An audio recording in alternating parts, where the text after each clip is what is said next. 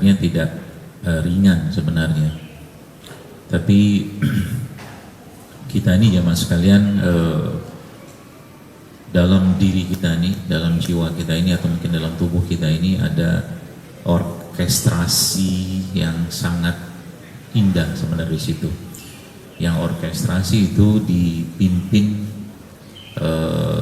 oleh beberapa komponen atau dikawal oleh beberapa komponen. Orkestrasi pertama yaitu iman itu sendiri, kemudian orkestrasi kedua jiwa atau hati seseorang, dan yang ketiga adalah orkestrasi jasad atau tubuhnya kita ini. Maka tiga komponen yang ada pada diri kita ini, atau mungkin kalau kita kembalikan kepada Maryam, saya tidak hadir di sana ya, pada saat Maryam merasakan itu, bagaimana cemoohan orang satu kampung, satu tempat kepada beliau alaihissalam. Tapi yang saya bayangkan jadi adalah bagaimana yang seorang Maryam itu gunakan orkestrasi itu untuk memberikan ketenangan dan kekokohan jiwanya. Kalau kita jawab atau saya jawab, besar kemungkinan dan sangat pasti yang dimainkan adalah orkestrasi keimanan. Satu, saya lagi membayangkan bagaimana sosok Nabi kita alaihissalam juga saat duduk setelah dilempar batu waktu di Taif juga sama persis. Nabi dilempar, bahkan secara fisik Nabi dilempar batu oleh orang yang tidak sedikit juga. Kemudian setelah itu Nabi duduk bersandar, dan disinilah puncaknya sebenarnya. Puncak pertamanya adalah bahwa seseorang yang sudah selesai dengan dirinya, seseorang yang sudah selesai sama dirinya, maka dia sudah tidak peduli lagi dengan jasadnya. Artinya apa? Ketika kita bicara tentang kita bayangkan itu sosok diri kita yang mendapatkan ujian tersebut, maka Maryam itu melakukan suatu hal yang dia sudah nggak peduli lagi sebenarnya dengan bagaimana capeknya beliau, letihnya beliau, perihnya hatinya beliau, bahkan karena dia sudah paham atau beliau sudah paham tentang bagaimana janji-janji Allah dan iman itu menyala di dalam diri dan hati beliau. Sehingga kalau kita ambil dari dua sisi ini, atau mungkin kita belajar dari dua keadaan. Pertama, Nabi kita SAW. Ibu-ibu sekalian, jamaah sekalian, kalau kita baca doanya Nabi Muhammad SAW ketika di Taif itu doa yang penuh dengan rasa yang begitu dalam. Nanti coba dilihat ya. Doa yang begitu atau rasa yang sangat dalam yang ada pada diri beliau yang melintas dalam pikiran beliau, dan itu beliau sampaikan ke Allah dalam bentuk doa. Yang terjadi adalah apa? Kalau kita bayangkan di situ, titik nadirnya seseorang ketika menghadapi suatu ujian di situ, justru aslinya sebenarnya titik paling tinggi dia di sisi Allah untuk dia bisa berkomunikasi dengan Allah pada saat kondisi yang sangat berat seperti itu. Kita tahu bahwa Rasulullah SAW ketika di Taif itu beliau mengucapkan doa itu, dan Maryam juga sudah tidak tahu lagi apa yang harus dilakukan karena beliau pun kuasa bicara. Yang terjadi adalah apa? Allah mengilhamkan kepada beliau tentunya untuk menunjuk bayi Isa alaihissalam saat itu untuk menyampaikan pesan langit yang kita sebut dengan deklarasi kemerdekaan atau kehambaan itu, yang sebenarnya Maryam sendiri kalau saya membayangkan karena itu dia nggak tahu apa yang harus dia lakukan. Maka momen-momen dalam hidup kita ini jamaah sekalian, aslinya banyak sekali hal-hal yang kita tidak paham, kita tidak tahu, kita takut, kita sedih, kita marah, bahkan kita kesel, tapi kita nggak tahu mau ngapain gitu loh. Caranya apa? Bagaimana caranya kita untuk mendapatkan kemuliaan itu atau ketegaran atau kekokohan itu? Ujung-ujungnya atau kembalinya adalah bagi seseorang itu ketika mengalami itu pasti akan dikembalikan semua kepada Allah, tapi dalam dua hal, atau dalam keadaan hati yang pasrah dan tawakalnya luar biasa. Itu kuncinya sebenarnya. Dalam kondisi hatinya yang pasrah dan tawakal, maka justru disitulah sebenarnya kita bisa belajar. Allah akan memberikan pertolongan yang berupa kekuatan, ketenangan, kesabaran, keteguhan, dan seterusnya. Sebagaimana kisahnya Nabi Musa alaihissalam di saat kondisi yang memang sangat berat, artinya jelas beliau akan dibunuh oleh Fir'aun ya, saat itu. Yang menariknya apa? Justru malah Nabi Musa mengatakan kalla gitu kan, kalla.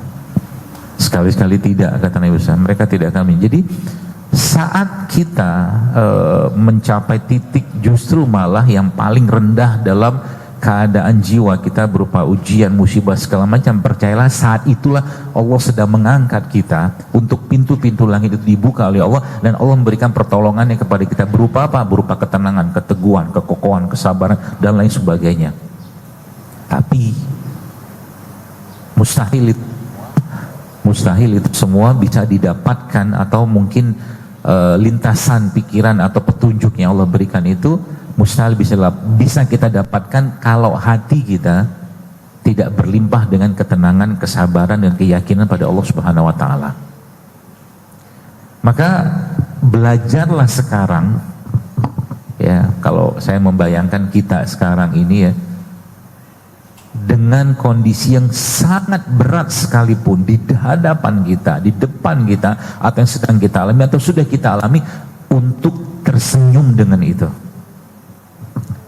Untuk tersenyum dengan itu, untuk tetap punya stok husnuzon billah kita kepada Allah yang sangat berlimpah dan sangat besar, yang tidak akan bisa terkurang cukup banyak atau sedikit oleh keadaan itu, sehingga yang kita bayangkan, kita pikirkan bahwa Allah mengawal saya, Allah mengendalikan saya, Allah mengurus semua urusan saya. Kalimat-kalimat seperti inilah sebenarnya yang kalau kita mulai tadi kembalikan pemahaman atau mungkin kalimat saya orkestrasi iman dari itu, jiwa itu akan mengikuti itu. Sehingga ketika orkestrasi imannya sudah kokoh, yang dibayangkan atau mungkin yang digambarkan Allah dalam surat Ibrahim, alam tara kaifa daraballahu mathalan kalimatan thayyibatan kasajaratin thayyibah asluha sabitu wa faruha fis sama' tu'ti ukulaha kullahinin bi izni rabbiha wa yadribullahu al-amsala linnasi la'allahum yatazakkarun. Kalimat yang teguh, kalimat tauhid, la ilaha illallah Muhammadur Rasulullah. Orkestrasi itu di situ dia kokoh, dia tidak akan tergoncang. Allah tahu keadaan yang sedang menimpa kita, Allah tahu keadaan yang menimpa Maryam dan bahkan akan ditimpa oleh Maryam, Allah tahu. Cuma Allah pengen lihat orkestrasi jihad apa imannya itu seperti apa kokohnya, karena orang ini manusia pilihan. Maryam alaihissalam manusia pilihan. Artinya apa? Orkestrasi itulah sebenarnya yang justru malah menyenangkan dalam hidup seseorang kalau dia tahu cara memainkannya, baik dari imannya atau jiwanya ataupun jasadnya. Ya, bagaimana kita tahu bahwa dalam salah satu kisahnya perang para sahabat itu, mereka sedang ribut, ya, sedang menjaga menjaga dalam kondisi perang kayak begitu. Kemudian salah satu sahabat itu sedang membaca surat Al-Kahfi, seingat saya. Lalu ternyata panah melesat masuk ke dadanya, dan dia tidak mau melepaskan panah itu. Kenapa? Karena kenikmatan yang dia rasakan pada saat dia membaca surah Quran itu jauh lebih besar daripada sakit yang dia rasakan di jasadnya. Saya bilang tadi, Maryam merasakan itu jelas, fisiknya Maryam jelas dia rasakan itu ketika melahirkan Nabi Isa alaihissalam. Yang kedua, jiwa beliau ya, dengan kondisi yang luar biasa, cemoohan orang kampung luar biasa. Mungkin kalau mungkin bahasa kita, andai saja aku bisa bunuh dia, aku bunuh diri, mungkin bahasa gitu. Tapi beliau bukan karakter tentunya, bukan seperti itu.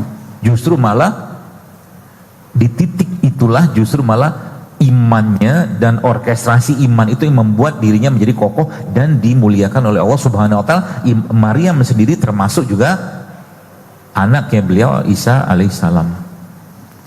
Di kehidupan kita ya jemaah sekalian, aslinya saya harus katakan jujur, gak mudah, beneran gak mudah. Saya itu kadang membayangkan bahwa iman itu, tauhid itu kayak sesuatu yang berupa, anggaplah itu software atau pil ajaib, di mana masalahnya masuk dia selesai, tak gitu loh. Masalahnya apa? Dia masuk ke satu ruangan tempat dia selesaikan. Sini masuk selesai, semua selesai dengan tauhid atau imannya seseorang itu. Makanya tugasnya kita sebenarnya di tiga apa tuh namanya komponen tadi itu, justru malah yang paling utama itu di situ sebenarnya. Bagaimana seorang Ja'far ya bin Abi Thalib ya waktu perang di zaman Rasulullah, tangannya buntung satu, kedua buntung dan seterusnya, tapi masih bergerak dalam keimanan beliau untuk jihad sampai akhirnya beliau syahid. Ya, yang kita mungkin perlu mainkan itu, kalau menurut saya justru malah yang di tiga itu sebenarnya. Kalau orkestrasi dan bukan dari tiga komponen justru malah sering berantakan gitu loh. Jiwanya berantakan, jasadnya pun berantakan, dan iman pun berantakan.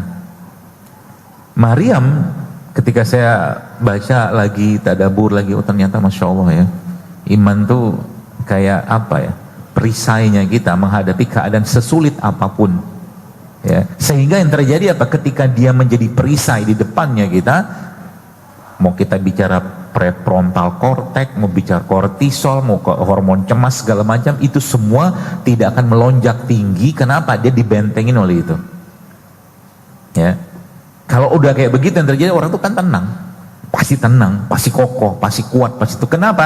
Ada hubungan langsung dia pada saat itu dengan Allah melalui imannya itu dalam bentuk gumaman hati yang sadar atau tidak sadar orang itu akan rasakan. Saya sangat meyakini itu, karena pada saat kondisi Maryam itu dikondisikan kayak begitu, saya yakin pasti banyak obrolan jiwa dia dalam bentuk mungkin mihrab hatinya Maryam itu kepada Allah, yang dia tetap tenang di situ, tetap kokoh di situ, tetap teguh di situ. Mau orang ngomong apapun, mau orang mencemooh apapun, bahkan mungkin kalaulah orang-orang itu melempari Maryam begitu, nah, dia sudah hidup dalam surganya yang ada dalam mihrabnya.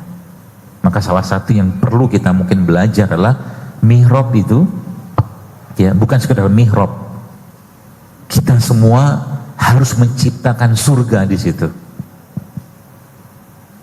Kalau surganya sudah kita rasakan, maka jasad, jiwa pasti akan merasakan nikmatnya mihrab surga itu, sebagaimana yang kalau kita bahas tentang Maryam. Ya Allah alam bissawab. Masya Allah. Artinya ada orkestrasi tiga komponen tadi ya dari Dr. Zai. Ada komponen iman, jiwa, dan jasad atau raga ya dok ya. Tapi yang jadi ketuanya tuh di kekuatan dan ketegaran imannya Maryam berarti ya dok ya. Ya, ibu-ibu kita beralih ke Ustaz Herfi. Masih di sesi pertama pembahasan tadabur ayat 27. Saya izin bacakan kembali terjemahnya. Kemudian dia Maryam membawa dia bayi itu kepada kaumnya dengan menggendongnya. Mereka atau kaumnya berkata, "Wahai Maryam, sungguh engkau telah membawa sesuatu yang sangat mungkar." Nah, yang pertanyaan buat Ustaz Herfi gitu ya. Boleh dijelaskan nggak Ustaz gitu ya, maksud dan tadabur ayat 27 ini gitu ya, dan bagaimana korelasinya jika dihubungkan dengan kondisi ibu-ibu saat ini gitu ya, jika dengan beban yang seperti dialami Maryam tadi gitu Ustaz gitu ya, beban, masalah gitu ya, himpitan yang dihadapi seperti kondisi Maryam di tengah-tengah masyarakat yang seperti itu. Tafadhol Ustaz. Baik, terima kasih Pak Edo. Mohon izin Dr. Z. Jadi kalau saya kalau saya itu ngiringin ayat 27 ya yang kita tadaburi itu, maka kalau kita simak dari awal, Maryam pergi ke arah timur, kemudian Maryam pergi ke tempat yang jauh untuk melahirkan dan seterusnya, maka ayat 27 ini adalah ayat yang menjadi klimaks tertinggi dari semua ujian yang memang akan Allah Subhanahu wa taala berikan kepada Maryam. Dan disinilah pertarungan dari nilai-nilai iman yang diajarkan oleh Zakaria ketika Maryam itu masih kecil di dalam mihrab itu. Ini pertarungannya di ayat 27. Gitu ya. Dan kalau saya bikin film, kemudian saya bagian yang membuat yang mengatur instrumen musik di belakang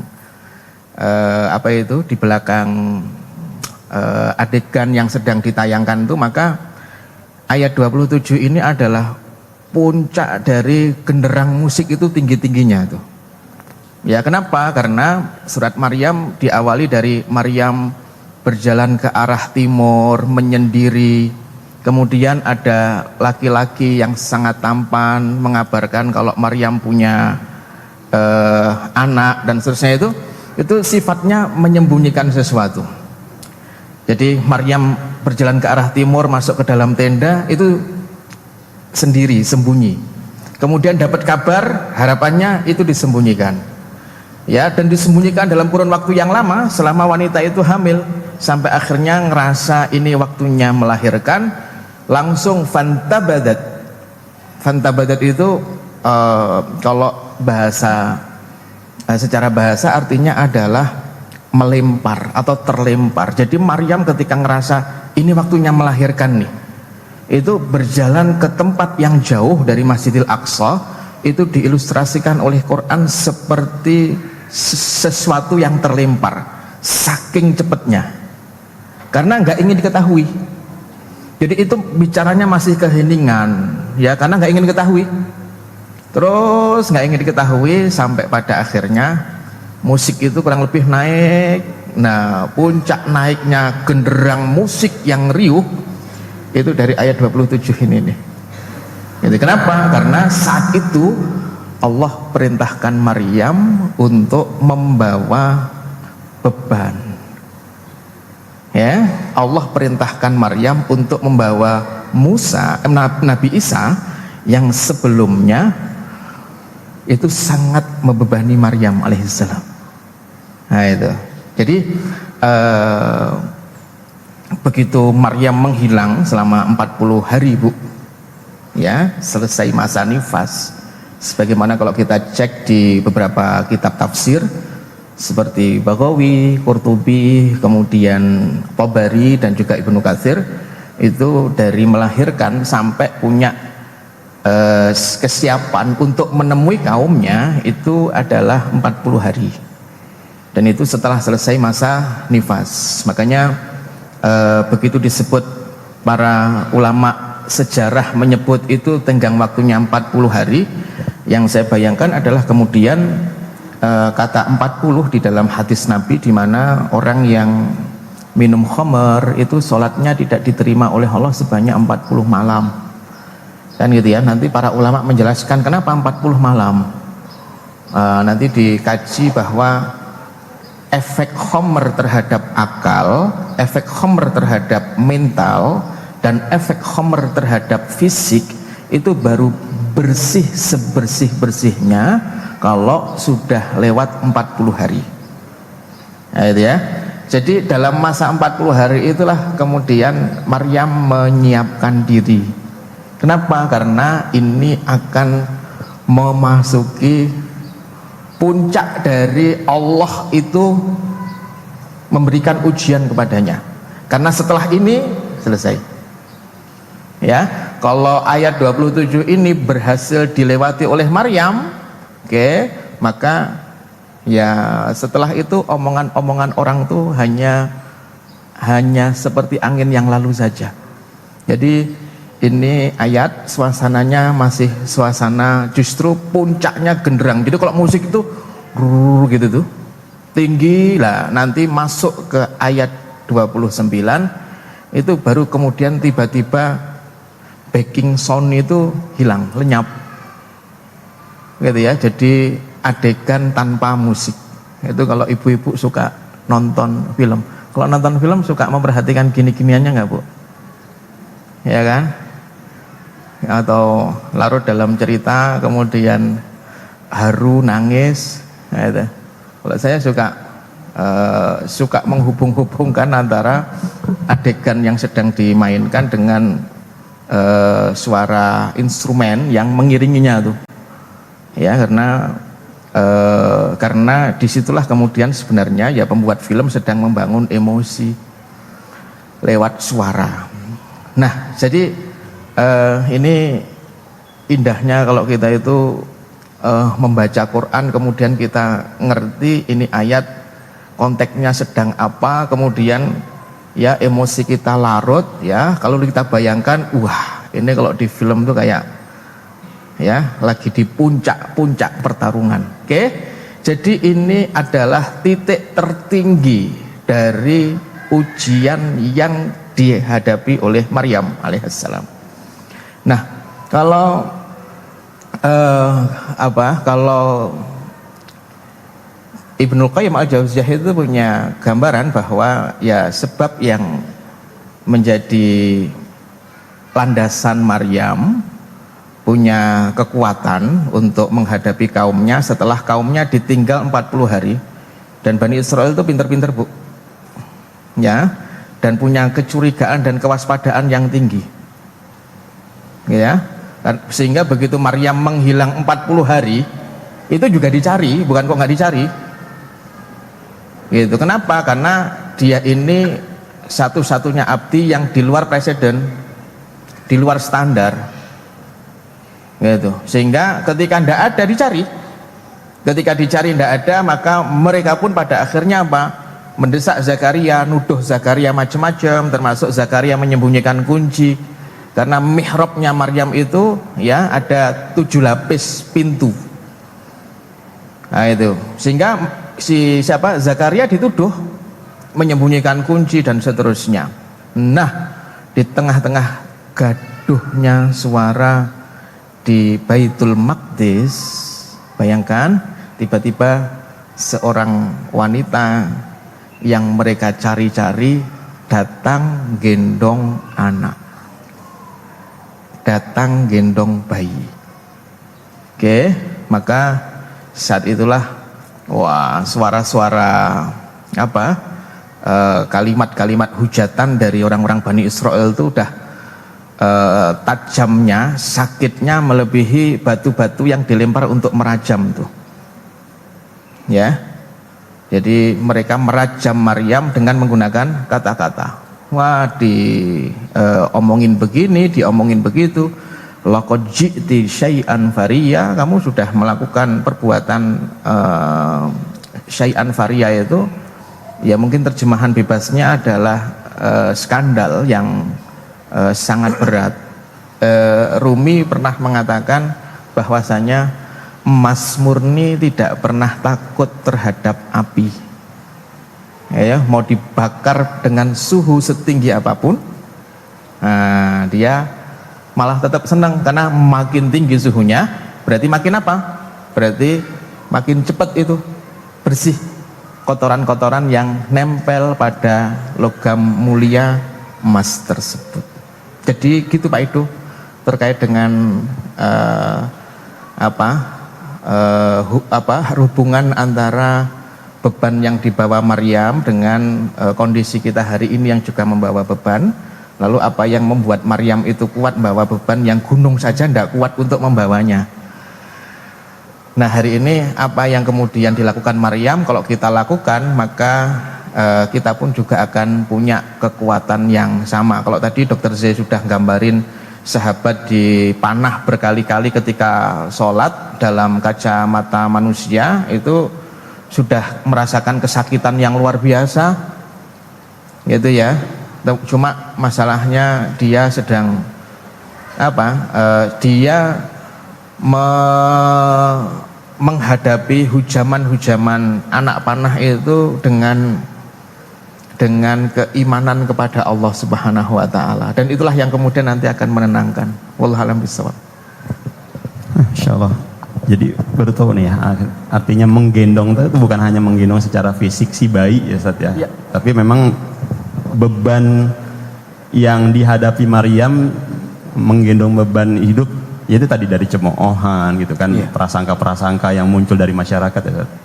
Dan tentunya itu tadi kekuatan iman, karena janjinya bersandarnya Maryam terhadap janjinya Allah tadi ya Ustaz. Iya. Insyaallah. Ustaz izin Ustaz, nyambung ke sesi kedua, kita langsung ke ayat 29 Ustaz. Saya izin bacakan terlebih dahulu untuk terjemah ayat 29. Maka dia, Maryam, menunjuk kepada anaknya. Mereka berkata, bagaimana kami akan berbicara dengan anak kecil yang masih dalam ayunan ini? Nah, izin ke Ustaz Herfi terlebih dahulu, Dok. Masih nyambung tadi gitu. Pada ayat 29 ini, Ustaz, ya, Maryam itu memilih untuk diam gitu ya, dalam menghadapi masyarakat di sekitarnya, menghadapi kaumnya. Bagaimana kita hari ini menerapkan diamnya Maryam ini, puasa berbicara gitu ya, sebagai solusi kesehatan mental yang mungkin kita melakukan kesalahan gitu ya, menurut kita melakukan kesalahan terus dihujat oleh masyarakat dan sekitarnya, diomongin oleh lingkungan, saudara gitu ya, dalam konteks Maryam ini gitu. Jadi kalau di sini kan memang diam ya, Maryam tuh diam gitu, puasa berbicara gitu. Nah, kalau kita menjadikan diam ini sebagai jalan keluar atau solusi seperti apa Ustaz ketika mentadaburi ayat 29 surat Maryam ini? Oke, baik. Jadi sebentar, ayat 29 dari surat Maryam. Bisa cek di sana.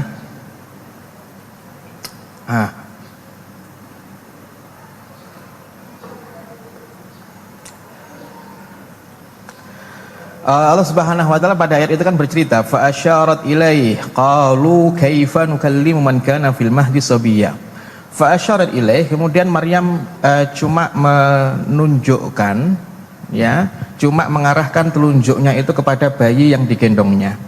Lalu mereka mengatakan, kaifa nukallimu man kana fil mahdi sabiyya, bagaimana mungkin kami akan ngajak bicara anak yang masih ada di dalam buayan. Itu adalah perkara yang mustahil. Cuma yang sebenarnya menarik Pak Ido dan juga Dr. Zai, ibu-ibu semuanya, yang menarik di sini sebenarnya adalah ayat 28. Cacian untuk Maryam itu ya sudah dimulai dari ayat 27. Ketika dicaci di ayat 27, ya Maryam laqad ji'ti syai'an fariya, kamu sudah melakukan skandal yang parah dan seterusnya. Itu Maryam diem saja, masih tenang. Masih tenang. Yang kemudian menggerakkan Maryam untuk merespon ejekan itu adalah justru ejekan di ayat 28. Sehingga Maryam antara harus ngomong, atau Maryam ikut perintah Allah, instruksinya Allah untuk diam. Akhirnya antara ngomong dengan diam itu telunjuknya lah yang bergerak. Gitu. Jadi yang paling membuat Maryam sebenarnya hampir terdorong untuk ngomong itu, ya, itu ketika kaumnya mengatakan, jadi ketika dicaci, diolok-olok dirinya, Maryam diam saja, biasa saja, tapi kemudian mereka bawa-bawa bapaknya dan bawa-bawa ibunya. Gitu ya. Maka Maryam sebenarnya sudah tergerak pengen bales, pengen jelasin semuanya seperti apa sebenarnya. Gitu. Cuma ingat perintah Allah, instruksinya harus puasa diem. Puasa diem tapi pengen ngomong. Akhirnya telunjuknya yang bergerak. Nah, itu. Suasana kejiwaan apa sih yang dirasakan Maryam pada saat itu? Kaumnya mengatakan begini, Bu. Ya ukhta Harun, makana abuki imra'as saw wa makanat ummuki baghiyah. Wahai saudaranya Harun. Ya. Panggilan ini adalah panggilan yang biasa ditujukan untuk apa? Untuk sebenarnya untuk membuli, Bu. Ya, yang bulian itu jadi kalau kamu orang baik kemudian melakukan dosa, maka supaya kamu itu nyesek dan supaya kamu itu makin tersiksa, nah gitu ya, maka itu dipanggil ya ukhta Harun, wahai saudaranya Harun. Bapakmu itu orang baik, ibumu juga orang baik. Ini sebenarnya kalau kita hari ini mungkin Maryam sedang mengalami kondisi dibanding-bandingkan dengan orang lain. Dan itu, Bu, dalam konteks pendidikan anak saja itu tidak sedikit anak yang kemudian menunjukkan protes ketika usianya remaja karena dari kecil terkungkung dengan dengan pembandingan dengan orang lain, apakah orang lain itu saudaranya atau itu bapaknya atau ibunya. Jadi sehingga anak itu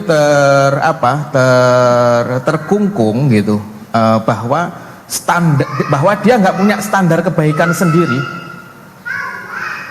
gitu ya. Kemudian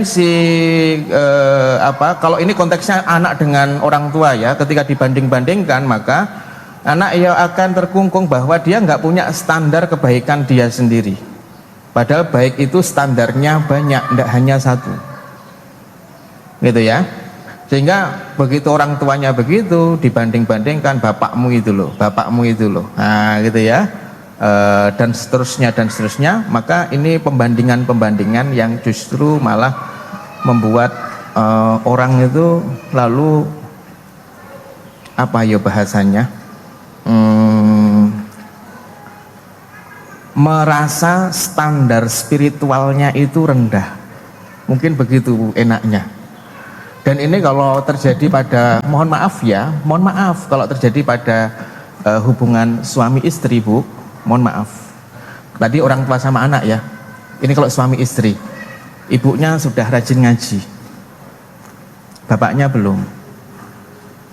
Oke, maka kemudian kalimat-kalimat kita yang sebenarnya baik sih, ya, kalimat-kalimat kita yang sebenarnya baik, cuma kadang itu bisa dimaknai salah oleh pasangan. Itu kadang menyebabkan bahwa dia, si pasangan itu bisa ada dalam kondisi bahwa dia ini nggak layak secara spiritual untuk mendampingi kamu.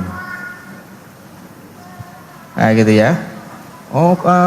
Ayo Pak ke masjid, wong laki-laki kok sholatnya di rumah. Itu contohnya, Bu. Bagus nggak kalimat itu? Bagus, wong nyuruh ke masjid, ya. Tapi itu berulang-ulang, Pak, kamu kan harus jadi teladan bagi anak-anak. Subuh loh ini, masa masih tidur-tiduran? Gitu ya, contohnya ya, Bu ya. Dan itu terulang berkali-kali. Maka kalau dalam kajian psikologi itu yang akan mematikan karakter pahlawan pada diri suami. Gitu, Bu. Jadi laki-laki secara fitrah pengen jadi pahlawan, karena dibegitukan jadi mati karakternya. Ya, begitu mati nanti pelampiasannya, Bu, ya, itu kadang sesuatu yang di luar ekspektasi kita, tidak bisa kita bayangkan tuh. Oke, jadi banding-bandingkan itu memang sangat memberatkan, dan itu bisa mematikan karakter kita, mematikan mental kita, gitu. Nah, Maryam itu dalam kondisi begitu itu, Bu, dan ini sudah puncak dari puncak dari beban yang dia rasakan. Diolok-olok dia sebenarnya pengen balas, tapi masih bisa nahan lah. Tapi begitu dia dibandingkan sama ibunya, dia dibandingkan sama bapaknya, gitu ya, yang dengan pembandingan itu, nah, dampaknya adalah berarti ibunya sama bapaknya pun juga akan juga akan terkena cacian itu, gitu. Maka Maryam pengen jawab, tidak kuat, cuma ingat instruksi dari Tuhan. Nah itu ya, lalu di tengah gemuruh itu tiba-tiba ya, jadi Maryam mengarahkan telunjuknya ke bayi itu adalah kompromi dari instruksi Allah dengan gejolak hati yang pengen jawab. Nah itu, sehingga fa'asyarat ilai. Asyarat ini sebenarnya ngomong loh Bu. Ya, ini ngomong loh. Dan ini ngomong nih sebenarnya nanti kalau dalam kajian usul fikih, kalau kita nazar nggak akan ngomong tapi kita ngasih isyarat, apakah isyarat itu dianggap sebagai sebuah perkataan yang membatalkan nazar kita harus bayar kafarat atau tidak gitu. Jadi apakah begini ini kalimat gitu ya, perkataan cuma nggak lewat mulut gitu. Jadi fa'asyarat ilaih ini kompromi antara instruksi sama dari Allah dengan gejolak dalam diri untuk jawab. Dan biasanya Bu, orang kalau di puncak tekanan dan emosi pengennya jawab, pengennya berargumentasi, cuma yang ada di depannya pengennya klarifikasi, pengennya ngomong ya, itu begitu itu dengan dalih macam-macam. Wah ini kan saya dizolimi, ini kan perlu dijelaskan, ini kan itu. Tapi justru Maryam mengajarkan bahwa di puncak tekanan-tekanan itu, di puncak kamu itu dihina, maka ternyata jalan terbaiknya adalah dengan diam. Apalagi yang di depannya itu adalah orang yang memang sudah tidak mengharapkan kebenaran akan klarifikasi kita gitu. Maka susah untuk menjelaskan kepada mereka yang memang sudah memiliki sudah membawa opini dari apa yang mereka sampaikan. Nah itu, sehingga kalau kata Rumi itu dia bilangnya begini, kamu jangan lelahkan dirimu untuk menunjukkan bulan kepada orang lain. Jadi kalau ada bulan, kamu nggak usah lelah-lelah nunjukin bulan kepada orang lain. Cukup kamu perlihatkan ada bulan di wajahmu. Artinya gimana? Kalau kamu itu loh bulan, itu loh bulan, itu loh bulan, itu nanti akan capek kita. Ya, tapi ketika kita duduk senyum, melihat ke langit, di sana ada bulan yang indah, itu kitanya nikmat Bu. Tapi yang penting ekspresi wajahnya adalah ekspresi wajah orang melihat bulan, gitu ya. Nah ketika kamu dapat tekanan-tekanan, dapat ujian-ujian, itu ya, maka untuk menjelaskan kebenaranmu, maka tidak perlu kamu berretorika, karena sepandai apapun retorika yang kamu kuasai di depan orang yang menghendaki untuk menjatuhkanmu, itu nggak ada gunanya. Cara menunjukkan kebenaran dalam hatimu gimana? Kamu senyum, tenang, ya, nggak ada masalah, gitu ya. Sehingga nggak perlu mengatakan saya itu bawa bulan, saya ini ya, ini loh bulannya gitu. Enggak, dah tenang saja, ekspresikan wajah seperti ekspresi orang melihat bulan, kurang lebih begitu. Wallahu a'lam bishawab. Pak Edo. Ya, tadi mundur juga ke ayat 28 ya Ustaz ya. Karena kondisi yang dihadapi Maryam dibandingkan tadi ya.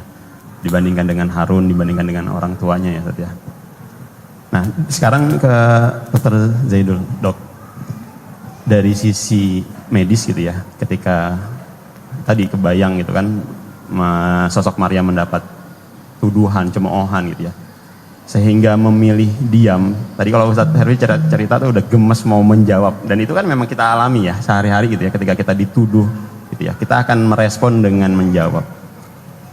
Dari sisi kesehatan jiwa ataupun fisik juga gitu ya, ketika memutuskan untuk diam, tidak membalas cemoohan itu, bagaimana dok gitu ya?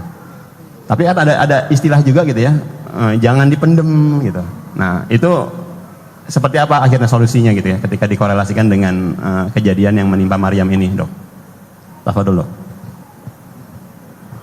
Ya baik, bismillahirrahmanirrahim.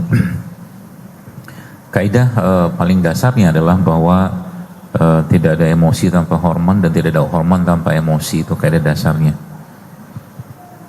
Kaidah ini kalau kita pakai ke banyak hal, maka kita harus tahu hormon itu terproduksi atau dibuat oleh tubuh kita itu asbabnya apa. Banyak sekali asbabnya atau sebabnya.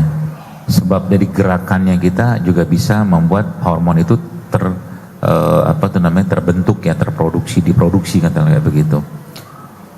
Sehingga nanti dari situ akan turun lagi hormon apa katakanlah yang diproduksi oleh tubuh kita. Ya pilihannya cuman dua sebenarnya, hormon tenang sama hormon stres, udah itu aja. Sekarang penyebabnya seseorang itu bisa stres akibat dari apa? Akibat dari panca indera kita ini sebenarnya kan. Panca indera kita ini ada mata, telinga, hidung, segala macam. Semua bisa menimbulkan reaksi hormon yang besar dalam tubuh kita, termasuk dari pergerakan. Salah satu, saya tuh kadang mikir ada dua lubang kata Rasulullah yang membuat manusia itu menjadi jebakan mereka, dan banyak masuk mereka gara-gara dua lubang itu gitu kan. Lubang kemaluan ya sama lubang mulut, begitu Ustaz ya. Ini kata Nabi SAW, ada orang yang mengucapkan suatu kalimat yang dengan kalimat itu Allah jauhkan sejauh-jauhnya neraka darinya. Ada orang yang mengucapkan kalimat, dengan kalimat itu Allah dekatkan surga sedekat-dekatnya. Jadi ini memang banyak masalah dalam diri seseorang itu justru malah bermula ketika salah ucap, salah omong, dan itu semua pasti. Jadi ini bergerak, lisan kita ini bergerak, ibu sekalian, itu tidak lepas dari kendali iman sama hati kita. Lisan kita bisa bergerak tidak lepas dari kendali iman sama hati kita, percayalah.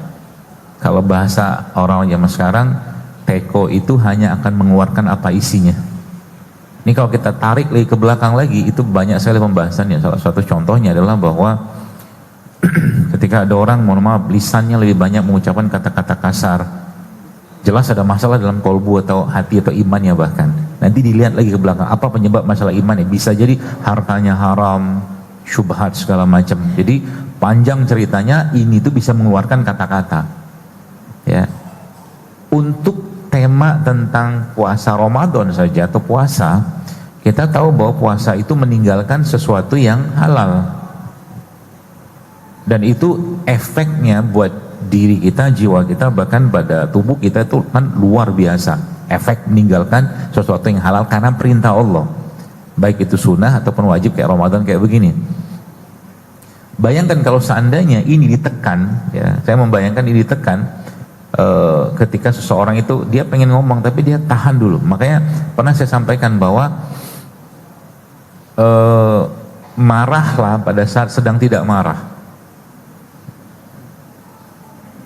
Paham maksudnya? Tidak paham.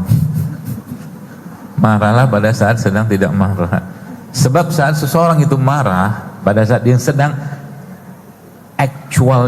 aktualnya dia sedang marah, itu yang mendominasi imannya, jiwanya, jasadnya apa setan? Setan. Nah, ketika marah itu disuruh ditekan sama Nabi, dan bahkan Nabi mengatakan jangan marah, kita kan la taqdab walakal jannah kan gitu kan.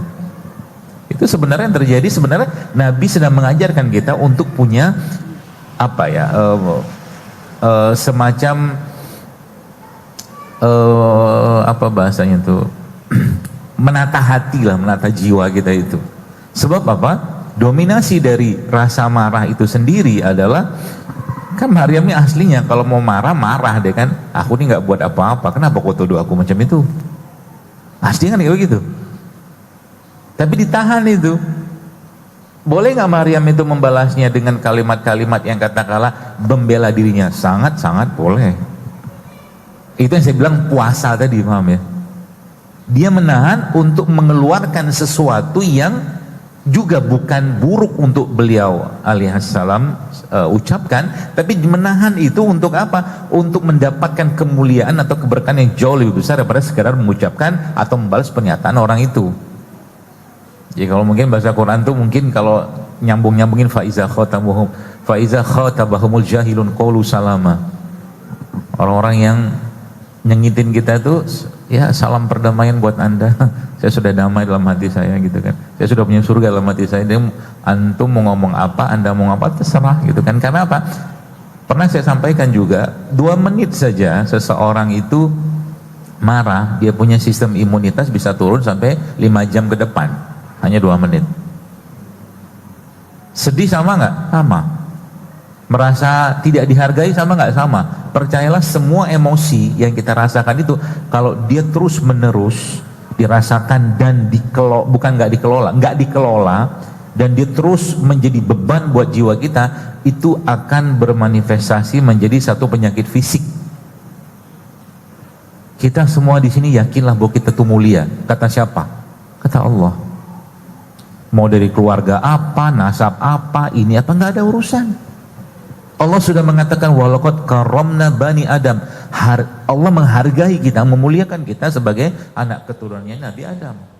Dimuliakan oleh Allah. Sehingga kata mulia itu sebenarnya kalau saya masukkan dalam diri saya, dalam diri kita, dalam diri manusia, misalkan gitu ya.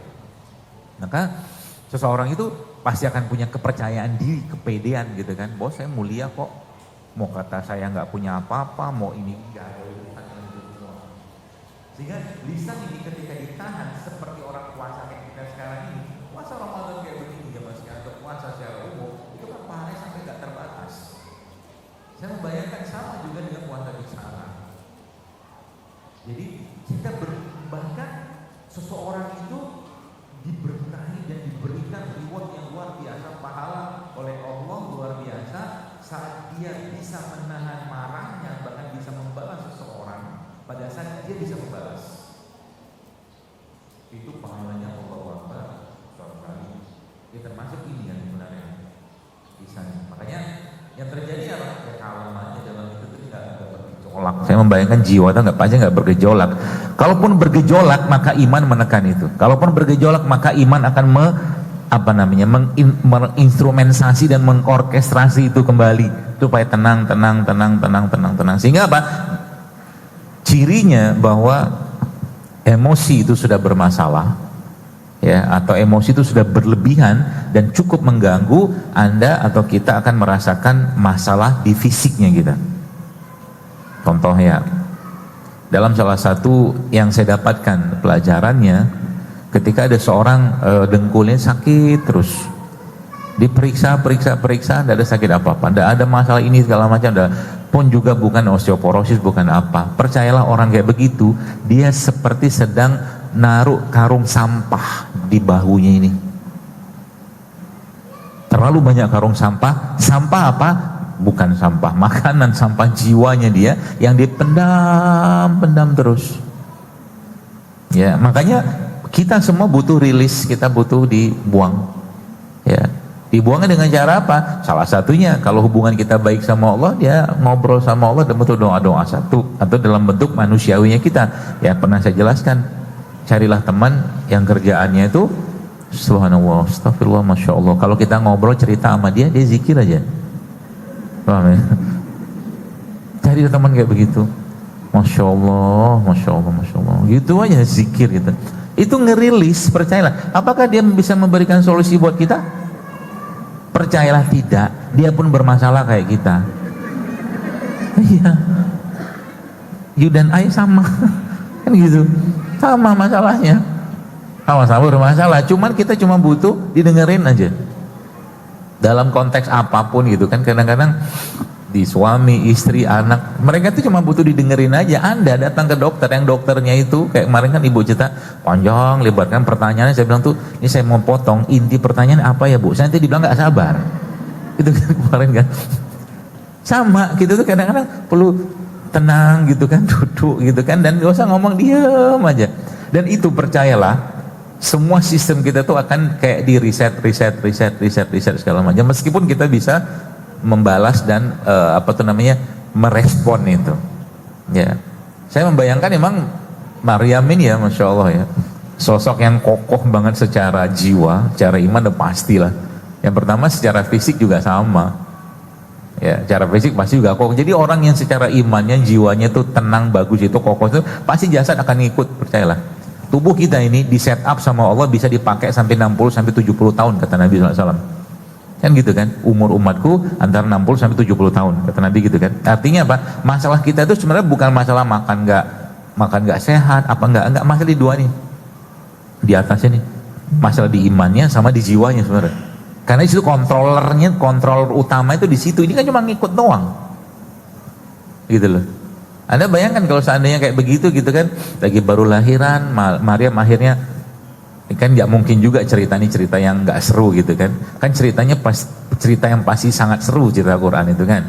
Maryam membalas gitu kan, terus Maryam melempari mereka dengan batu, kan nggak gitu juga gitu kan. Tiba-tiba Maryam hipertensi, naik darahnya gara-gara itu, nggak gitu juga. Nggak seru kalau begituan.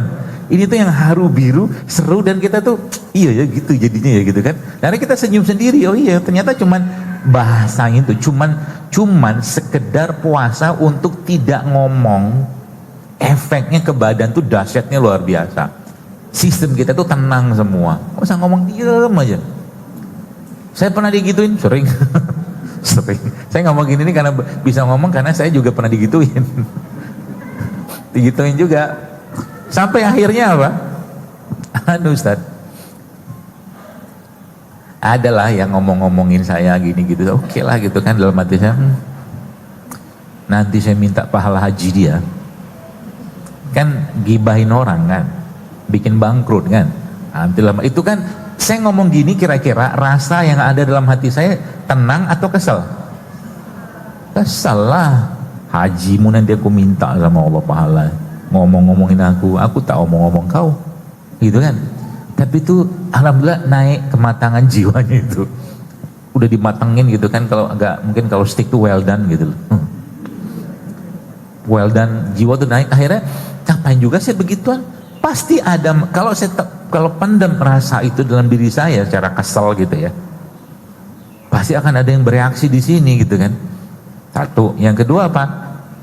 Saya mau naik kelas, saya bilang. Naik kelasnya apa? Masya Allah, tabarakallah, akhirnya orang itu, si fulan, saya bersedekah, berwakaf atas nama orang itu. Naik kelas ya kan? Gitu. Itu saya bilang, pahala itu besar sekali. Udah ngomong nggak apa-apa, ente mau ngomong apa, ngomong itu. Ya, apalagi kalau kita berbuat suatu, kata Imam Syafi'i, kalau kita tuh kalau sibuk mikirin orang lain, apa yang disampaikan orang lain, nggak kelar-kelar urusan kita. Ya, nggak kelar-kelar. Makanya puasa bicara itu salah satu, mungkin bahasa agak sedikit fisik, kalau mau turun darah tingginya gak usah banyak omong. Nah itu loh. Kalau mau turun gula darahnya gak usah banyak omong. Loh, percayalah, saya bisa bikin Anda semua sekarang gulanya naik. Benar, tensinya naik gampang. Buka handphone sebentar, lihat berita perang, lihat berita segala macam. Nah itu tensi, naik itu gula.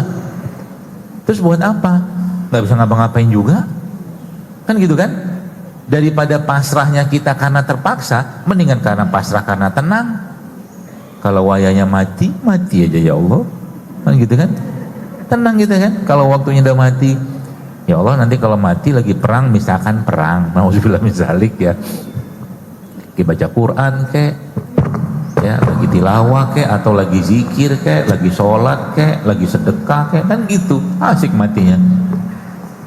Gitu, daripada mati lagi, itu perang, ampun deh, bener-bener tuh orang gila semua deh tuh, pusing aku ngeliatnya. Yang satunya kayak begini, kayak begitu, dari pagi sampai sore, akhirnya Quran satu lembar pun tak ada baca. Misal kayak begitu, ngapain? Gitulah bayangan saya Maryam gitu, masya Allah ya.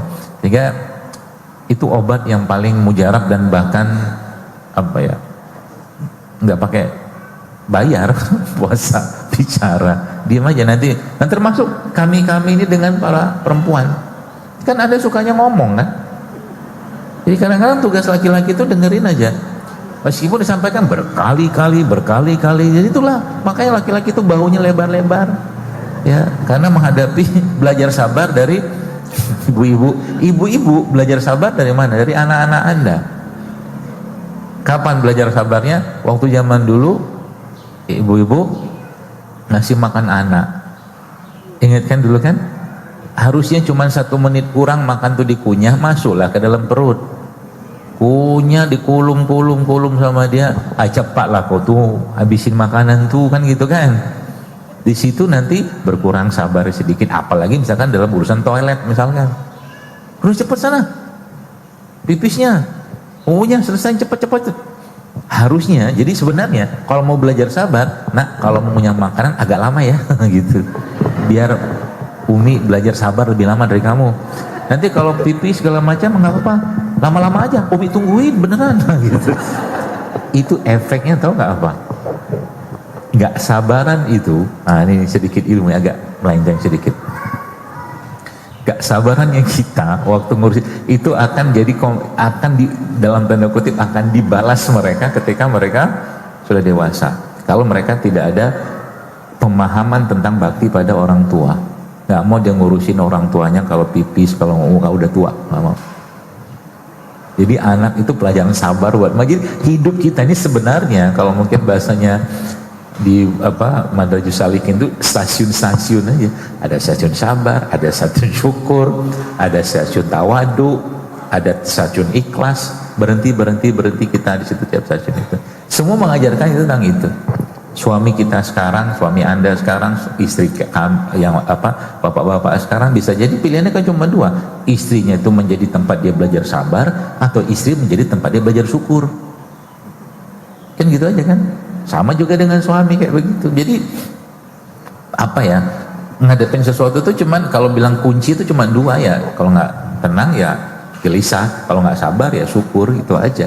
Nah itu semua bisa dimulai dari apa? Dari organ-organ tubuh kita ini. Ya makanya yang nggak perlu didengar nggak usah didengar, yang nggak perlu lihat nggak usah dilihat. Saya tuh kadang-kadang lihat di handphone ada satu grup gitu kan panjang, kadang-kadang saya tetap harus ada di grup itu, Ustaz. Tapi saya nggak mau baca, akhirnya saya clear chat aja, nggak lihat grup kan. Saya clear chat, saya mau damai, bahagia, tenang hidup saya. Clear chat selesai, nggak terbaca.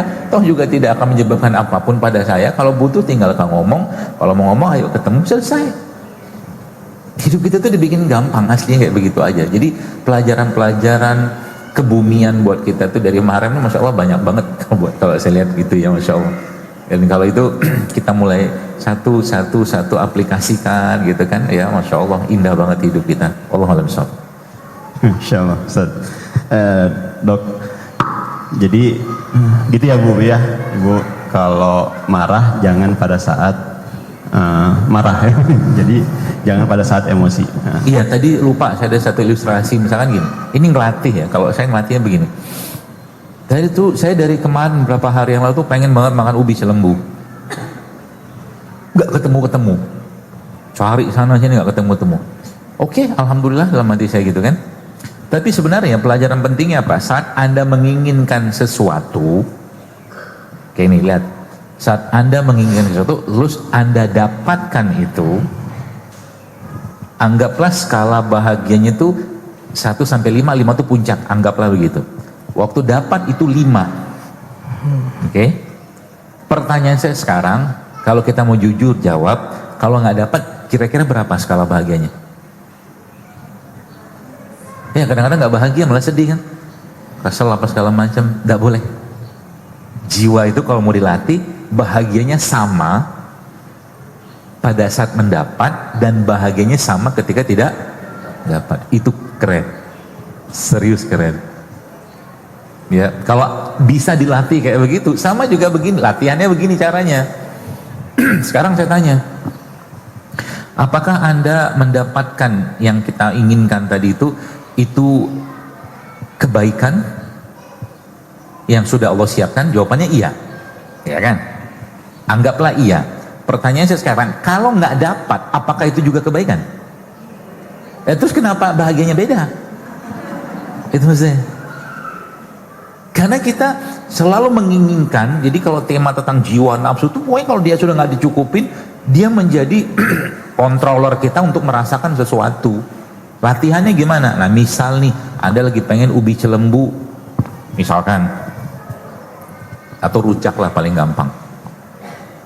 Kemudian abang rujak lewat, itu rujak paling enak, dunia akhirat paling enak rujak itu. Katakanlah begitu. Ya, rasanya Allahu Akbar, kabiro, alhamdulillah katsiro, subhanallah wasilah. Katakanlah begitu. Lewat dia, gitu kan, jangan beli. Pada saat Anda sedang pengen-pengennya, jangan beli. Nah, protes kan? Belum apa-apa sudah protes. Padahal belum ada tukang rujaknya ya. Padahal rujak.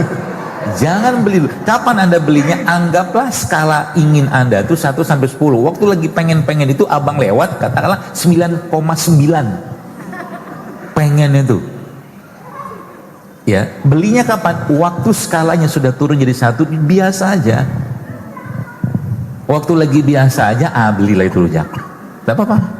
Itu latihan. Latihan supaya apa? Ketika kita tidak mendapatkan sesuatu, nanti soalnya bisa jadi tiba-tiba nih, misalkan nih, ini belum cerita tentang kalau saya skenario kan abang rujak itu ternyata waktu bikin rujak itu nggak bersih gitu kan, nggak jadi makan pula.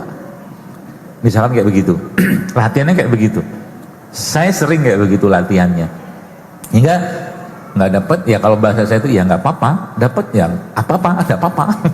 Alhamdulillah nggak apa-apa, alhamdulillah gitu, terus dilatih jiwanya itu, sehingga nanti tenang gitu kita. Dan percayalah, kalau kita kembalikan pada bagaimana Allah menjelaskan pada kita, ma'asaba min musibatin illa biiznillah. Kalau tema tentang musibah atau sesuatu yang Allah kehendaki terjadi, pasti terjadi. Tapi kalau Allah tidak kehendaki terjadi, tidak akan terjadi, selesai. Gitu loh. Allah kayak gini, di pelajaran hari ini saja. Hari ini. Saya tadi mikir, hujan nih. Mikir kayak gitu kan, tapi ternyata Allah tetap gerakan, banyak orang hadir di sini kita kalah. Itu kan takdir yang sudah Allah tetapkan. Jadi di balik semua peristiwa itu, kalau kita soroti lebih dalam pakai iman kita, maka kita akan banyak dapat hikmah di situ, Bapak Ibu sekalian. Banyak hikmahnya. Ya. Dan hikmah-hikmah itu sebenarnya justru malah setahu saya jauh lebih tinggi kaidahnya atau mungkin tingkatannya daripada ilmu kalau kita bicaranya hikmah. Setahu saya gitu Ustaz ya? Ya. Masya Allah. Maka kalau orang tuh hidupnya, kalau bilang meaningful life, hidup yang bermakna adalah hidup yang penuh dengan hikmah dan hidup yang penuh dengan makna. Itu meaningful life. Nah, tinggal kita lihat sekarang hidup kita kayak apa, ya seperti itu. Wallahu a'lam bishawab. Ya, jazakallah dok. Ini mengandung iklan sebenarnya. Saya nggak tahu di depan ada tukang rujak atau enggak ya. Jadi ibu-ibu langsung kebayang mau ngerujak gitu, dok. Izin Ustadz dan Dokter Zai, saya ke ibu-ibu dulu, rehat sebentar di sesi kedua ini. Ibu-ibu sudah mendapati secari kertas kosong tadi di registrasi, boleh dikeluarkan. Nah, di sesi puasa diam ini kita belajar gitu ya tadi, dari Dokter Zai bilang kita luapkan emosi marah, tapi dalam kondisi emosi yang sedang tidak marah. Jadi saya meminta ibu-ibu semua menuliskan satu beban masalah yang paling berat. Dituliskan di selembar kertas tersebut. Saya beri waktu 3 menit dari sekarang. Jadi tadi kalau puasa diam tetap curhatnya ke Allah gitu. Jadi ini sampaikan curhatan ibu gitu ya, bukan ke orang lain, tapi ke Allah melalui secarik kertas kosong tadi. Silahkan ibu tuliskan satu beban, satu masalah yang menurut ibu itu paling berat yang saat ini dirasakan. Saya beri waktu 3 menit, silahkan.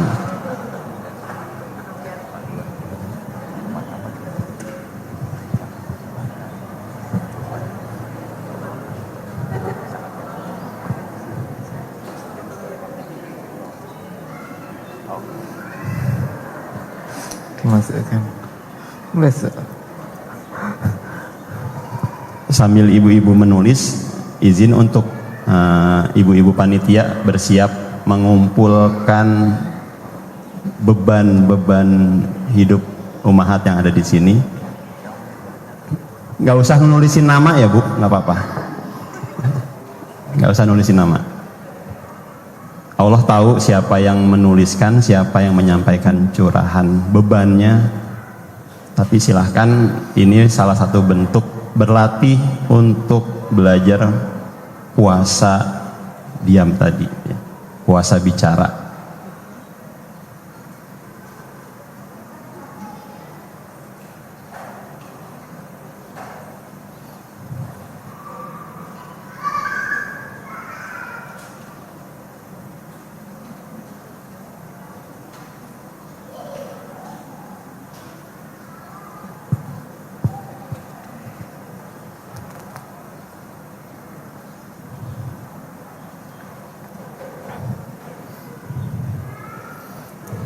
Ada yang belum dapat kertas kosong? Nanti. Alhamdulillah sudah dapat berarti ya dari meja eksersis.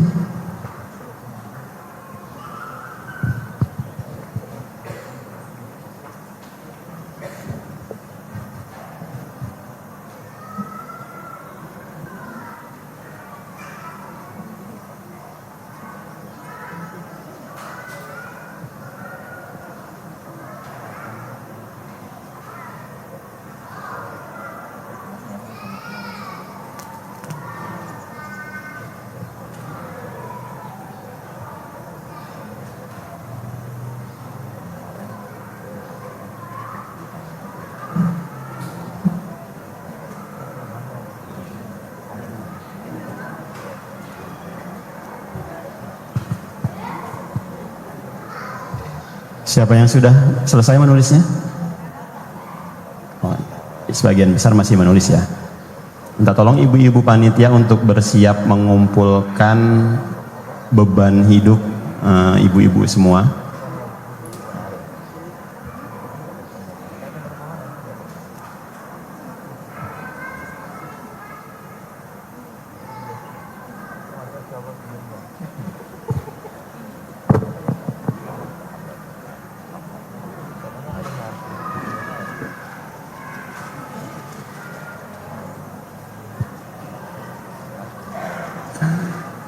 Yang sudah bersiap boleh dimasukkan ke dalam kantong mihrab. Jadi kita belajar puasa bicara, kita belajar diamnya Maryam yang berada di mihrab, yang insya Allah akan mendapat petunjuk dari Allah. Kita curahkan kekesalan kita, beban hidup kita, masalah hidup kita kepada Allah, curhat sama Allah. Allah yang akan menjawab. Jadi kantong ini seperti halnya mihrabnya Maryam.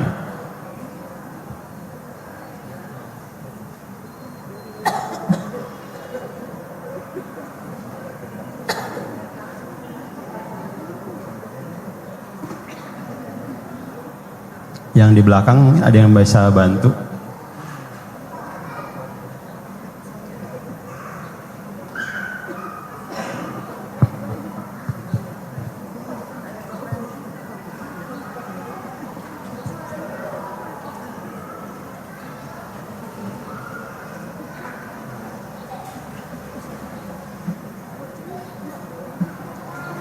Ingat ya, tetap belajar untuk puasa bicara. Jangan abis nulis langsung ngobrol sama sebelahnya, sebelah kanan, kiri gitu. Tuh. Jadi ini kita belajar gitu ya, kita belajar dari sosok Maryam. Gitu ya. Meskipun tadi dokter bilang gitu ya, tetap kita tuh perlu ngomong, perlu didengar gitu ya. Tapi bicaralah dengan orang yang tepat. Gitu. Jangan bicara ke semua orang akhirnya gitu. Nah, di hari ke-6 ini, di hari terakhir ini kita belajar bagaimana tadi kita mentadaburi ayat-ayat surat Maryam. Bagaimana Maryam menjalankan hari-hari di mihrabnya, bagaimana Maryam berpuasa bicara. Gitu. Dan secara simbolis ibu-ibu semua menuangkan beban, masalah, atau protesnya ibu-ibu tadi dituliskan dan disampaikan ke Allah. Curahannya itu di kantong mihrab yang tadi beredar. Masih ada yang sedang menulis?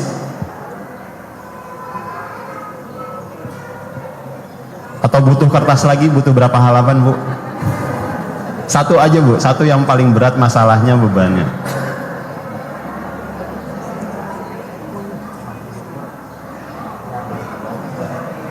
Habis nulis gimana, Bu? Yang udah nulis, udah ngumpulin, ada perasaan berbeda, ada perasaan lega nggak, Bu? Atau sama aja? Gimana, Bu? Gimana, Bu? Habis nulis, Bu? Biasa aja? Lebih tenang? Nggak ngaruh? Lebih tenang ya, Bu ya? Ya, mudah-mudahan Allah menjawab ya, Bu ya. Mudah-mudahan Allah menjawab.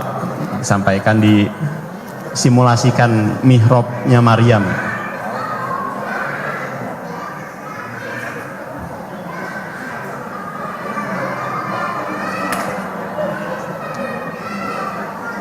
Sudah semua ya?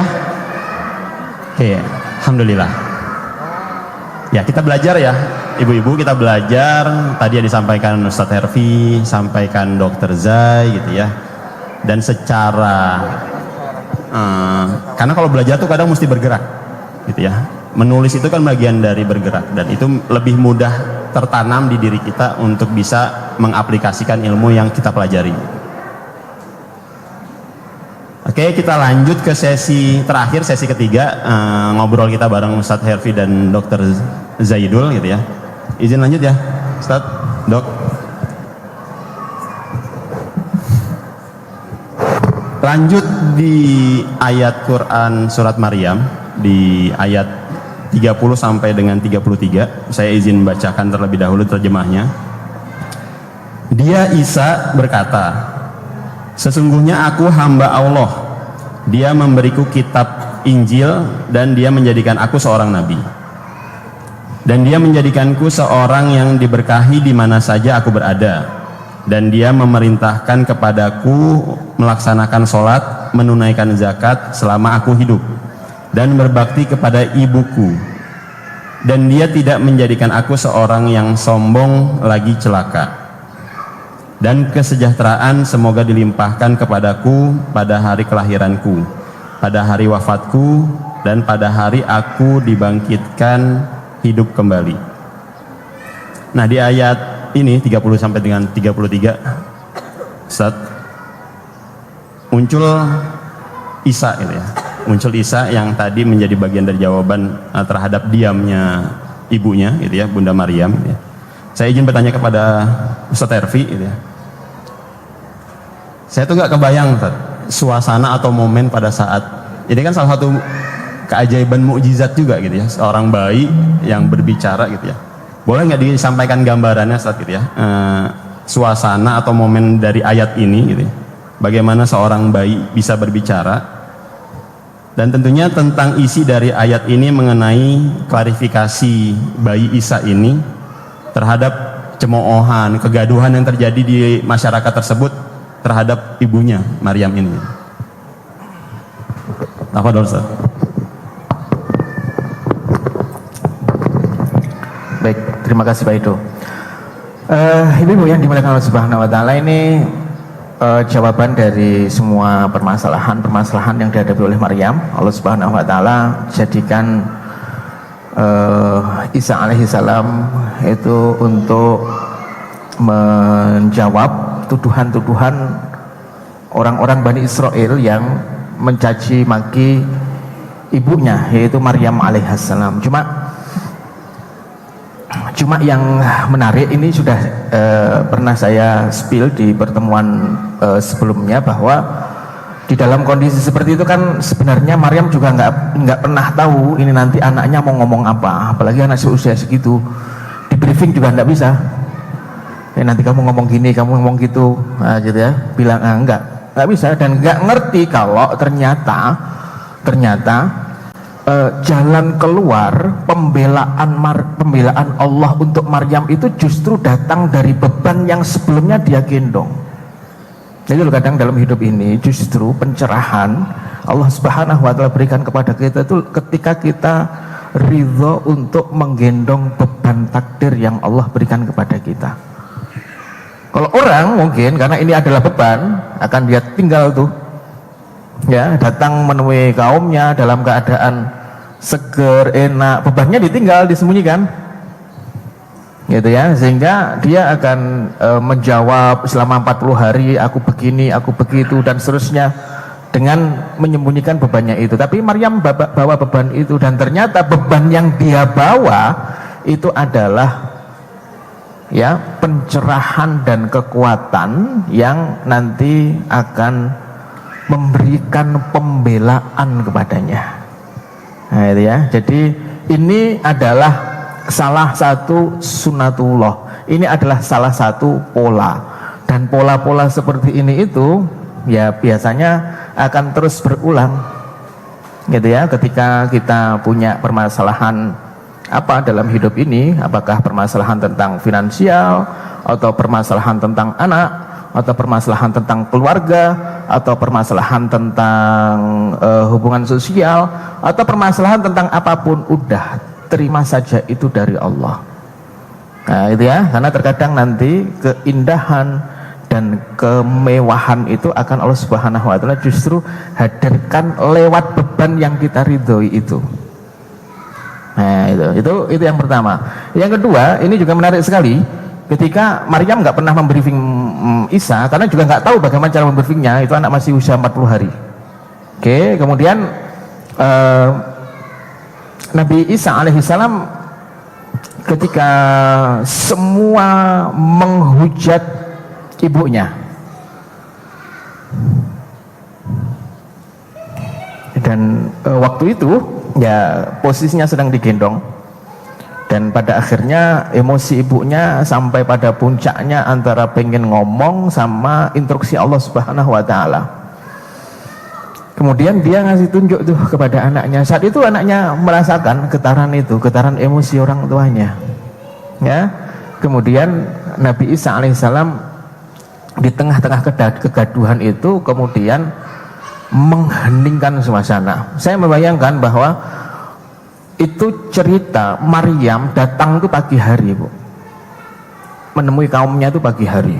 Maka yang saya bayangkan adalah orang yang ada di orang yang suasana mentalnya kayak begitu, suasana jiwanya kayak begitu, itu ngerasa jarum jam tuh nggak berputar sama sekali, lambat berputarnya. Itu andai malam tiba-tiba datang aja, selesai itu semua hinaan tuh. Semuanya akan capek, semuanya akan pulang ke rumah. Tapi rasanya itu jarum jam kayak nggak bergetar, nggak berputar sama sekali, itu lama gitu. Karena kondisi yang dihadapi pada saat itu sangat berat sekali, sehingga pada saat itulah tiba-tiba Isa itu mengheningkan semua kegaduhan. Ya, dia mengatakan, "Inni Abdullah ataniyal kitab wa ja'alani nabiyya." Nabi Isa mengatakan, sesungguhnya aku adalah hambanya Allah dan dia memberiku Alkitab dan dia akan menjadikanku sebagai nabi.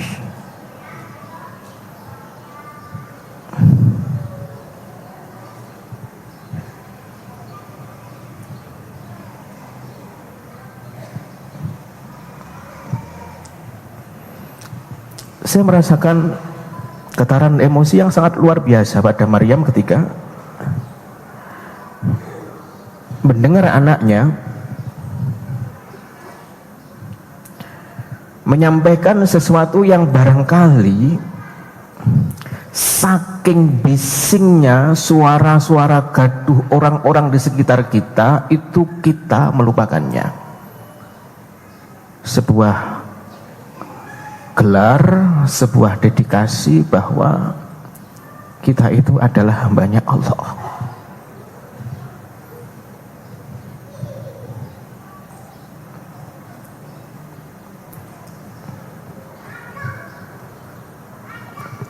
tengah-tengah kegaduhan itu jiwa Maryam seperti ditampar, seperti diingatkan oleh anaknya. Karena pasti Maryam membayangkan anaknya akan mengatakan, ibuku wanita mulia, ibuku wanita yang suci, ibuku wanita terhormat, ibuku wanita baik. Itu yang diharapkan oleh Maryam. Tapi anaknya justru menyampaikan satu kalimat yang luar biasa. Ini Abdullah. Aku ini hanya hambanya Allah. Dan itulah yang kemudian menyebabkan Maryam sadar sesadar-sadarnya. Dan imunitas jiwanya makin kuat. Dengan sepenuh kesadaran bahwa cukuplah dalam hidup ini kita itu ngerasa menjadi hambanya Allah. Makanya ini yang nanti akan memberikan kekuatan kepada Maryam. Ibu-ibu kalau cek di dalam Al-Quran yang cerita tentang Maryam, atau cek di tafsir manapun yang bercerita tentang setelah itu yang terjadi apa, setelah Nabi Isa menyampaikan begini, yang terjadi apa, maka ibu-ibu nggak akan pernah dapatkan ayat ataupun riwayat yang mengatakan bahwa Bani Israel mengakui kesalahannya, Bani Israel kemudian enggak. Dan juga ibu-ibu tidak akan mendapatkan riwayat bahwa Maryam ingin namanya dikembalikan baik di tengah mereka. Maryam pengen mereka semua mengakui kesalahannya. Maryam pengen mereka semua minta maaf. Tidak akan ibu-ibu dapatkan. Kenapa? Karena itu semuanya sudah nggak penting bagi Maryam. Nggak penting.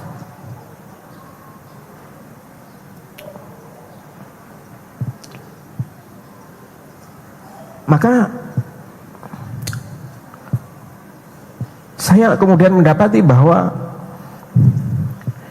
dalam kasus seperti Maryam itu, ya tadi sebagian disampaikan oleh Dr. Z, dalam kasus seperti Maryam itu, pembelaan tertinggi itu bukan ketika nama kita ya diperbaiki oleh nama kita menjadi baik di mata manusia, bukan. Pembelaan tertinggi bukan ketika ya orang itu yang pada awalnya mencaci kita jadi menghormati kita, bukan. Ya, tapi pembelaan tertinggi itu adalah ketika Allah itu menyadarkan kita, kamu punya Tuhan.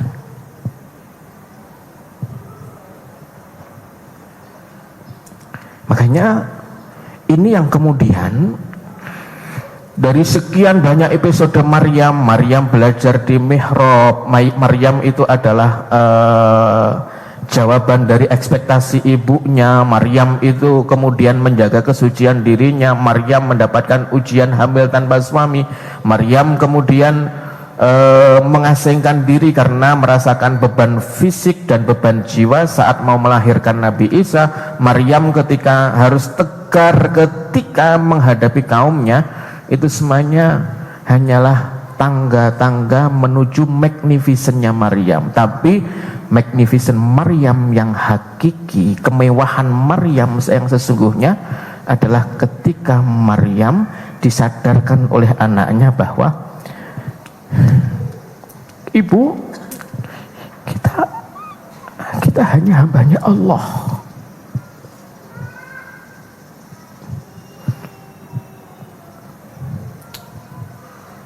Di situ saya mendapati bahwa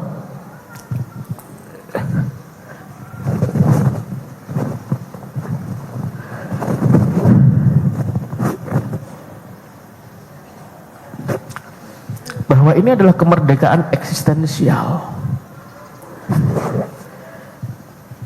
Karena sering sekali kita itu mengalami masalah yang akut, yang menyebabkan jiwa kita pun juga mengalami sakit yang akut. Dan masalah akut itu adalah kita diperbudak oleh reputasi, kita diperbudak oleh opini orang, kita diperbudak oleh penilaian orang. Makanya Rumi mengatakan bahwa belenggu yang mengikat kakimu adalah keinginanmu untuk dihargai orang. Potonglah belenggu itu dan sadarilah bahwa kamu adalah hamba Allah, maka nanti kamu akan mendapati seluruh semesta bersujud di bawah kakimu. Ya, jadi belenggu yang membuat kita nggak bisa merdeka, nggak bisa leluasa, itu karena keinginan kita untuk dihargai oleh orang. Potong aja itu keinginan, ya, dan puaskanlah dirimu menjadi hambanya Allah. Nanti kamu akan mendapati seluruh semesta bersujud di bawah telapak kakimu. Temukan Allah. Dan ketika Maryam diingetin anaknya, ini Abdullah, sesungguhnya aku adalah hambanya Allah, maka saat itu Maryam benar-benar seutuhnya mendapati Allah di dalam hidupnya.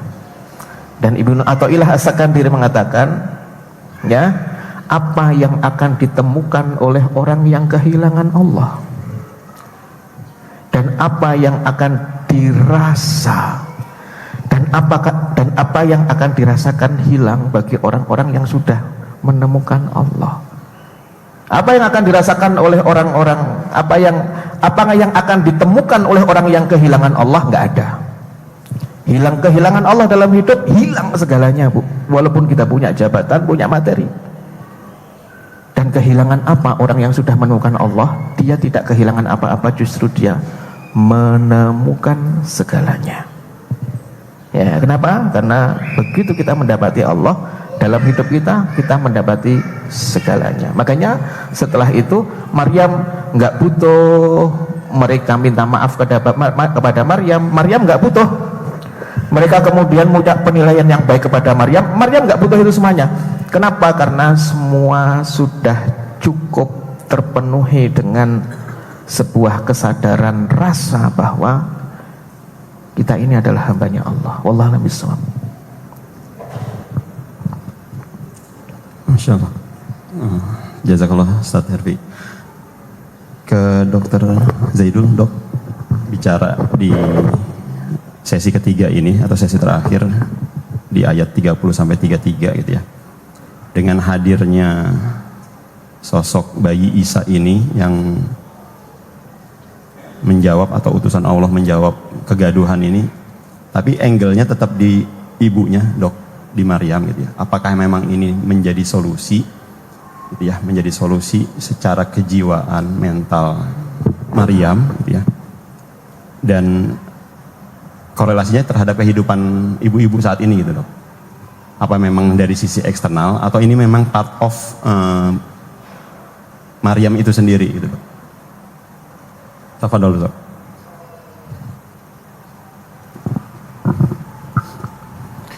Ya baik, Bismillahirrahmanirrahim. Anak itu yang ada dalam kandungan ibu yang sedang mengandungnya adalah cetakan dari sendiri ya, cetakan. Baik cetakan yang berupa cetakan fisiknya, nanti sebagian dari bapak, ataupun cetakan jiwanya ibu.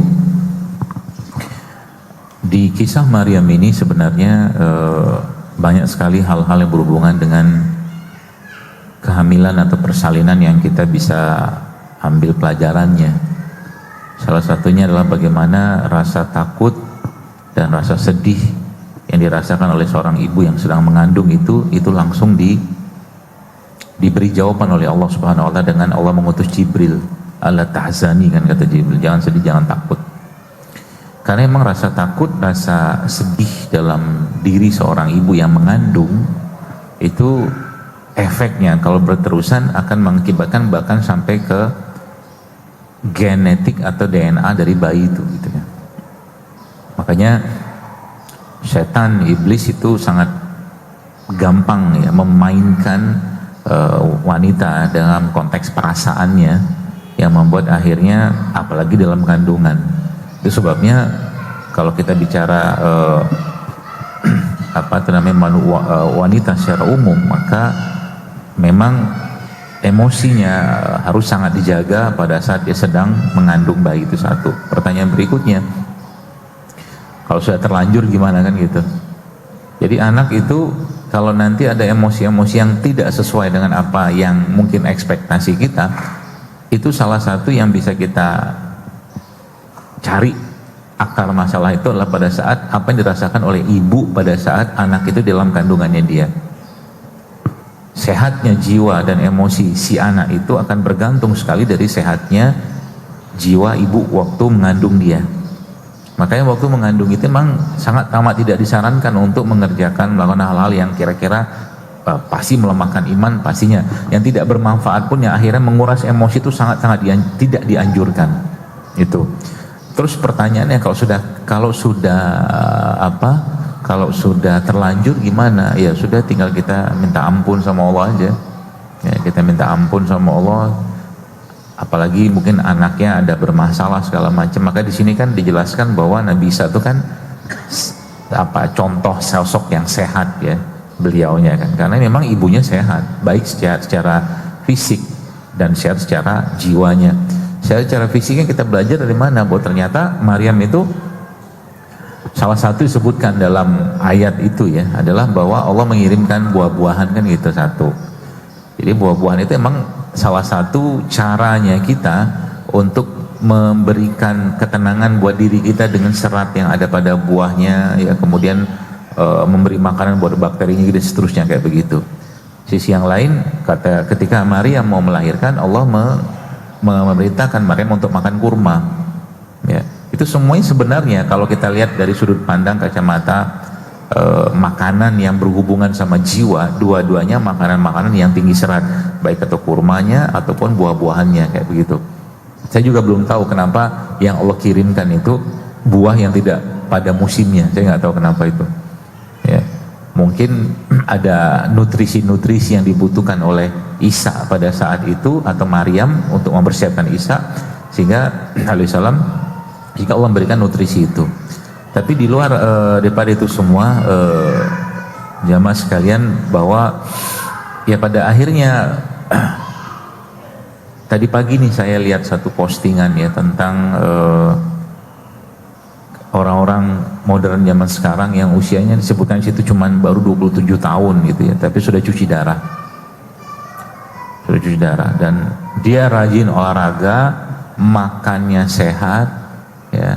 Ternyata masalahnya itu justru malah stres dengan kerjaannya ya, beban pekerjaan yang luar biasa besar. Itu yang saya bilang tadi, sampaikan di awal tadi.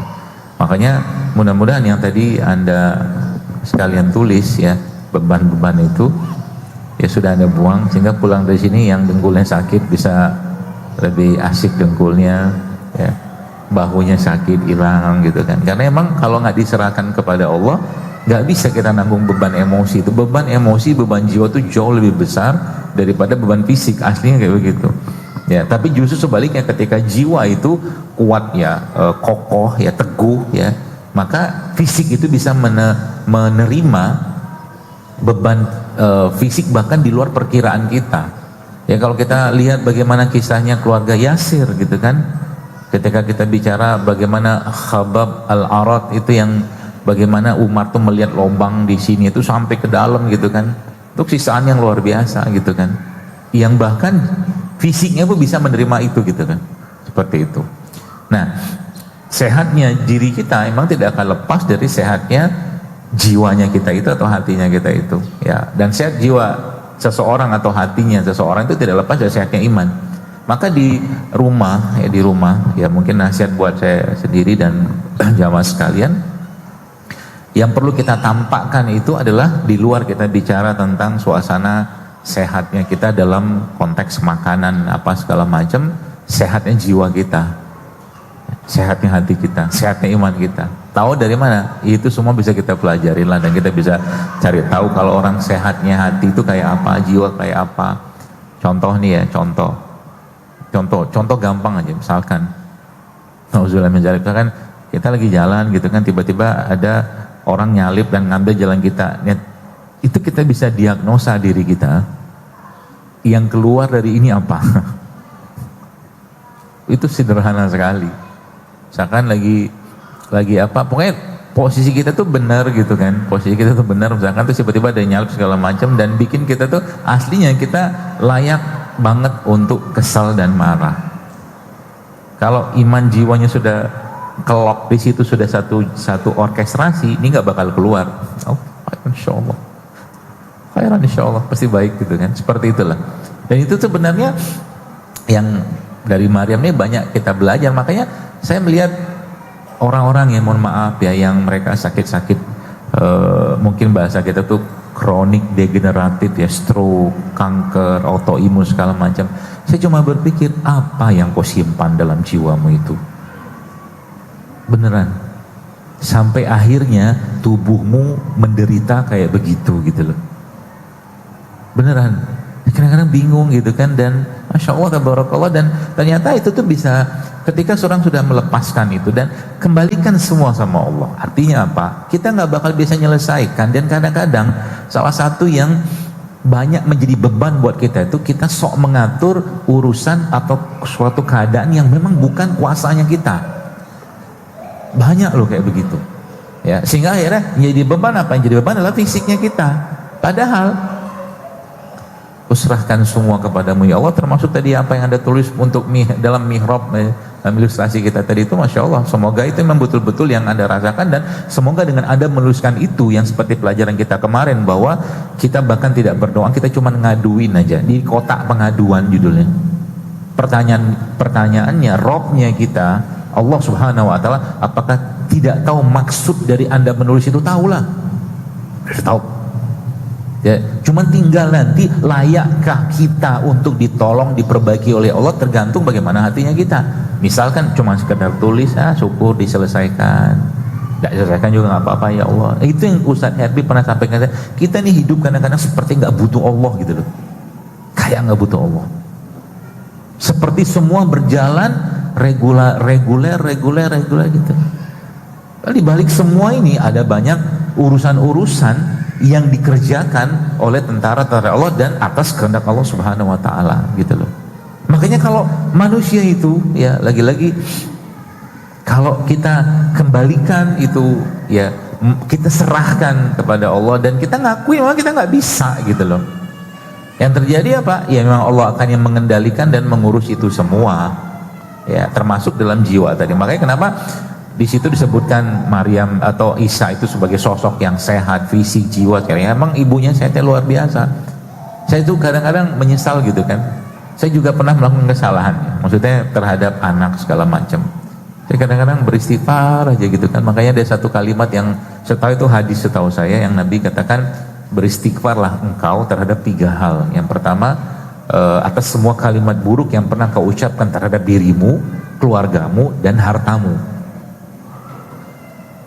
Dalam keadaan kita sekarang ibu sekalian, semua itu bisa jadi terjadi karena kalimat-kalimat buruk yang pernah keluar dari lisan ini gitu kan.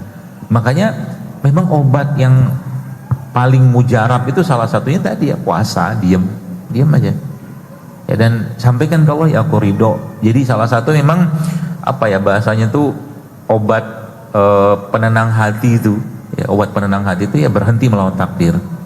Berhentilah melawan takdir. Dan salah satu obat apa tuh namanya mental yang baik itu adalah belajar menerima takdir. Itu obat semua. Kenapa? Karena kadang-kadang keangkuhan kita. Kenapa tadi saya tadi sempat mikir kenapa yang disebutkan Allah di situ dalam Al-Qur'an tentang Nabi Isa itu, aku ini bukan manusia yang sombong kan gitu kan. Karena salah satu penyebab penyakit yang paling besar fisik ya adalah sombong.